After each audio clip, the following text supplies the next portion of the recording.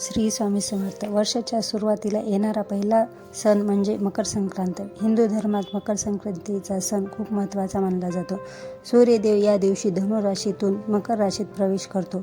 त्यामुळे या दिवशी सूर्याची पूजा केली जाते आणि दान देखील केले जाते. धार्मिक मान्यतेनुसार मकर संक्रांतीच्या दिवशी गंगेचे स्नान करून दान केल्याने चांगले फळ मिळते. मकर संक्रांतीचा पुण्यकाल असा आहे. मंगळवार दिनांक 14 जानेवारी 2025 रोजी सकाळी 8:54 पासून संध्याकाळी 4:45 पर्यंत आहे. सूर्याचे मकर संक्रमण बालव करण्यावर होत असल्याने वाहन घोडा आहे. तिने पिवळे वस्त्र परिधान केले असून हातात गदा घेतलेली आहे. केशरचा टिळा लावला आहे. वयाने कुमारी असून बसलेली आहे. वासाकरता जाईचे फूल घेतलेले आहे. पायस भक्षण करत आहे. सर्प जाती आहे. भूषणार्थ मोती धारण केलेले आहे. वार नाव व नक्षत्र नाव महोदरी असून समुदाय मुहूर्त 45 आहे. पूर्वेकडून पश्चिमेस जात आहे व वायव्य दिशेस पाहत आहे. मकर संक्रांतीच्या सकाळी ब्रह्ममुहूर्तावर स्नान करणे शुभ मानले जाते. आंघोळीच्या पाण्यात गंगाजल आणि तुळशी पाणी टाकून स्नान करावे.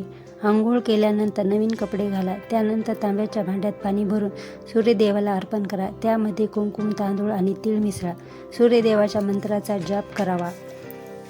लाल फुले, अगरबत्ती, दिवा, नैवेद्य इत्यादी अर्पण करावा. दरवर्षी संक्रांतीला कोणता एक तरी रंग वर्ज्य असतो. म्हणजे संक्रांतीला देवीने ज्या रंगाचे वस्त्र परिधान केलेले असते त्या रंगाचे कपडे संक्रांतीच्या दिवशी घालायचे नसतात. यंदा संक्रांती देवीने पिवळ्या रंगाचे वस्त्र परिधान केलेले आहे. यामुळे पिवळा रंग वर्ज्य आहे. यंदा महिलांना पिवळ्या रंगाची साडी किंवा कपडे परिधान करता येणार नाही. शास्त्रानुसार मकर संक्रांतीत काळा रंग हा शुभ मानला जातो. महिलांनी यावर्षी संक्रांतीला पिवळा रंग सोडून इतर कोणत्याही रंगाची साडी परिधान करावी. मकर संक्रांतीला लाल किंवा हिरव्या बांगड्या महिलांनी आवर्जून घालाव्या. मकर संक्रांतीच्या दिवशी रात्रीचे शिळे अन्न खाऊ नये. यामुळे तुमच्यामध्ये नकारात्मकता येते. मकर संक्रांतीच्या दिवशी मांसाहार करू नये. या दिवशी शक्यतो सात्विक अन्न घ्यावे. मकर संक्रांतीच्या दिवशी चुकूनही कोणावर गरजू वृद्ध व्यक्तीला त्रास देऊ नये. या दिवशी घराबाहेर आलेल्या गरजू व्यक्तीला मदत करावी. त्यांचा अपमान करू नये. मकर संक्रांतीच्या दिवशी नवीन कामाची सुरुवात करणे शुभ मानले जाते. नवीन गुंतवणूक, नवीन व्यवसाय, नवीन नोकरी सुरू केल्याने समृद्धी येते. मकर संक्रांतीच्या दिवशी गरजू व्यक्तींना धान्य आणि कपडे दान करा. यामुळे भगवान सूर्याची वर्षभर विशेष कृपा होईल. मकर संक्रांतीच्या दिवशी आंघोळ केल्यानंतर सूर्याला जल अर्पण करा. यामुळे वर्षभर आरोग्य चांगले राहील. या दिवशी काळे तीळ, पांढरे तीळ, गूळ आणि सुहागाचे साहित्य दान केल्याने गरिबी दूर होते.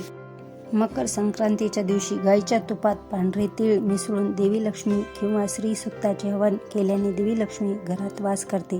तीळ हे दारिद्र्य नष्ट करणारे म्हटले जाते. या दिवशी तुळस तोडू नये. असे करणे अशुभ मानले जाते. या पर्वकालात द्यावयाचे दान: नवे भांडे, गाईला घास, अन्न, तिलपात्र, गूळ, सोने, भूमी, गाय, वस्त्र, घोडा इत्यादी यथाशक्ती दान द्यावीत. संक्रांतीमध्ये वर्ज्य कर्मे: दात घासणे, कठोर बोलणे, वृक्ष गवत तोडणे, गाई म्हशीची धार काढणे व कामविषयक सेवन ही कामे करू नयेत.